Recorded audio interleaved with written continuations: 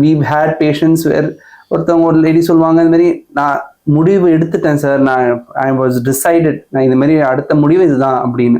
But அந்த டைம்ல எனக்கு எப்பயோ என் ஸ்கூல்ல படிச்ச ஃப்ரெண்ட் எனக்கு ஃபோன் பண்ணாங்க, இப்போதான் என்னோட சோஷியல் மீடியாவில் ஒரு நம்பர் கிடச்சிச்சு, அதனால நான் பண்ணேன்னு. அவங்கள்ட்ட நான் பேசும்போது எனக்கு அந்த தாட் மாறிடுச்சு. அப்புறம் நெக்ஸ்ட் நானே யோசிக்க ஆரம்பிச்சிட்டேன், நான் ஏன் இந்த தவறான ஒரு முடிவு எடுத்தேன். அந்த ஒரு கால், அந்த காலருக்கு தெரியாது, unknowingly she has saved a life. So அந்த மாதிரி ஒருத்தர் நம்மளும் ஒரு மிஷன் மாதிரி எடுத்துக்கணும். நம்ம இன்னொருத்தர நலம் விசாரிப்போம், நல்லா இருக்கீங்களா, எப்படி இருக்கீங்க. சம்டைம்ஸ் நீங்கள் உங்களோட ஒர்க் ஆஃபீஸில் பார்த்து சிரித்து நல்லா இருக்கீங்களான்னு கேட்கறது கூட அந்த ஆப்போனண்ட், நீங்கள் அவனுக்கு யாருன்னே தெரிய வேண்டாம், பட் அ ஸ்மால் ஸ்மைல் ஒரு ஸ்மால் குட் கெஸ்டர் இல்லை ஒரு good morning, that will help in easing the stress for the other person.